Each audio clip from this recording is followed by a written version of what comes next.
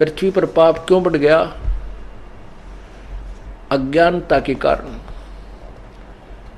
हम सेठ होना चाहते हैं, दूसरे को हड़प के, दूसरे का जो के साथ धोखा करके, उसकी संपत्ति में उससे कुछ हिस्सा ले करके या तो मिलावट करके, रिश्वत ले करके हैं, और 2 नंबर के धंधे करके हम सेठ बनना चाहते, कभी नहीं बन सकते। क्योंकि परमात्मा ने हमारे संस्कार पूर्व निर्धारित किए हैं, जो भी हमें मिलना है उसमें कोई परिवर्तन नहीं हो सकता। कब तक? जब तक हम पूर्ण परमात्मा की शरण में नहीं आएंगे और पूर्ण संत के द्वारा उस परमात्मा से लाभ पाने की विधि प्राप्त नहीं करेंगे, तो तब तक आपके किसी भी संस्कार में कोई परिवर्तन नहीं हो सकता। एक व्यक्ति था, उसने बताया कि ये ज्ञान सुनने के बाद आंखें खुल जाती है इंसान की। उसने बताया कि जी आपने जो ज्ञान सुनाया है ये सही बात है। क्या सुनाया था इस दास ने? कि जो पाप करते हो, आप सेठ बनना चाहते हो 2 के 20 बना के, तो वो पैसा आपके पास नहीं रहेगा, क्योंकि आपके भाग्य में नहीं है। आपके भाग्य में नहीं है वो पैसा, आपने 2 नंबर तक कमा तो लिया, लेकिन वो दूना डबल होकर जाएगा। और पैसा तो रहेगा नहीं, लेकिन उस पैसे 2 नंबर से कमाने के लिए जो पाप इकट्ठे किए थे वो पाप तेरे पास रह जाएंगे, वो तुझे भोगने पड़ेंगे। अब उसने क्या बताया कि मेरा एक का लड़का था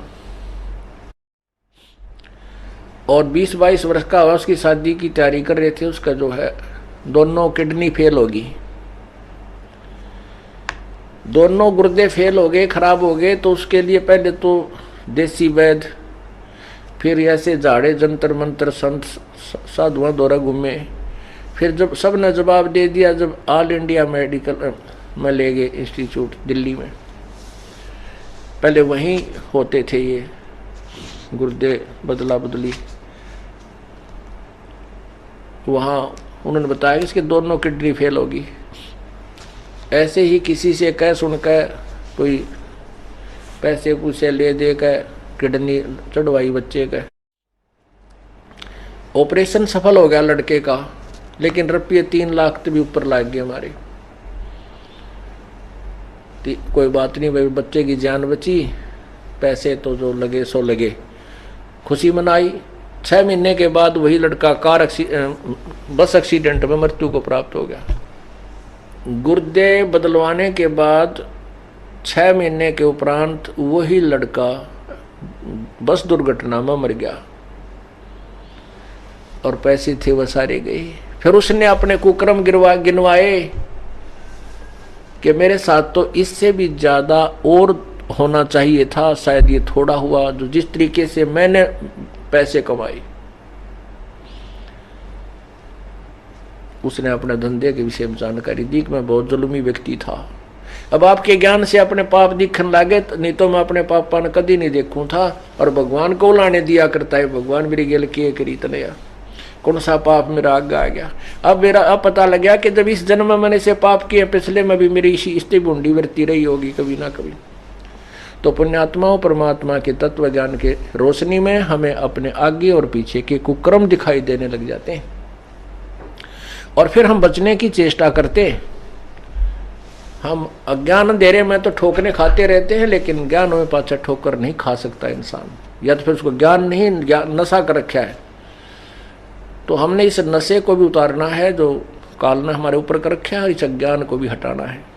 नशा कौन सा है? इस माया का, जिसके पास थोड़ा धन हो गया, फूला नहीं समावे, कोई पोस्ट होगी, पता नहीं सोचा कि बन गया। ये तेरा संस्कार है, और यदि तूने भविष्य की तैयारी नहीं की तो 84 लाख जूनी फिर तैयार है। अब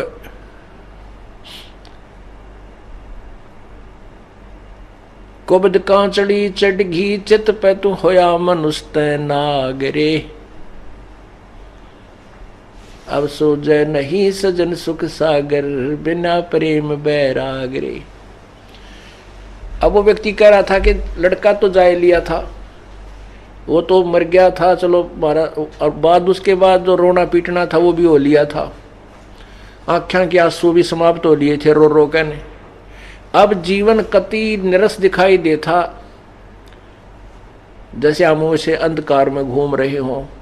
अब आपका ज्ञान सुनकर परमात्मा की महिमा से परिचित होने के बाद अपने मनुष्य जीवन के शेष जो समय है उसकी उमंग होगी कि वो नाश तो होना ही था और मेरे कर्म इससे भी बुरे थे, लेकिन अब उन पाप कर्मों को धोने का, साफ करने का, उनको समाप्त करने का तरीका मिल गया। और अब उमंग है जीने की, आशा है मालिक और जीवन दे तो भक्ति के लिए दे, तेरी भक्ति करता रहूं, नहीं तो इस जीवन का कोई चारम नहीं रहा था। पुण्यात्माओं, ये तो जो अब हम मान ले बालक हुआ,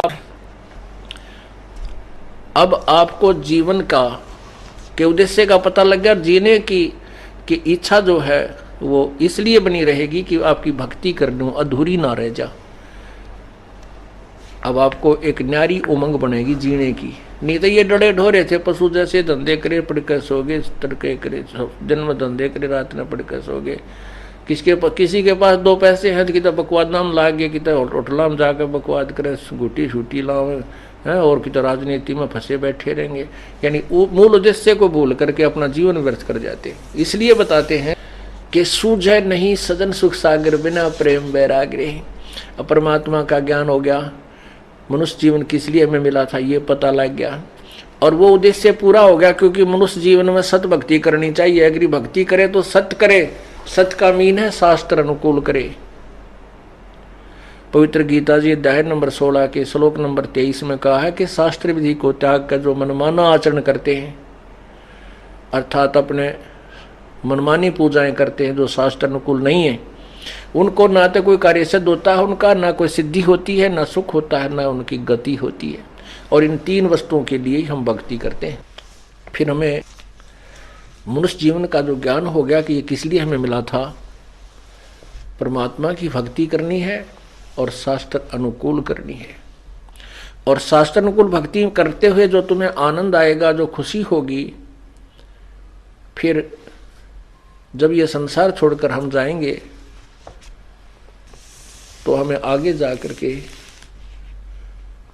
पछताना नहीं पड़ेगा। ठीक है, परमात्मा ने जितना जीवन दिया है और जब ये शरीर छूटेगा तो हमें पश्चाताप नहीं बनेगा, हमने ना ये मन में नहीं आएगी ईब के बनेगी, ये मन में कति नहीं आओगी कि अब क्या बनेगा आगे, नहीं।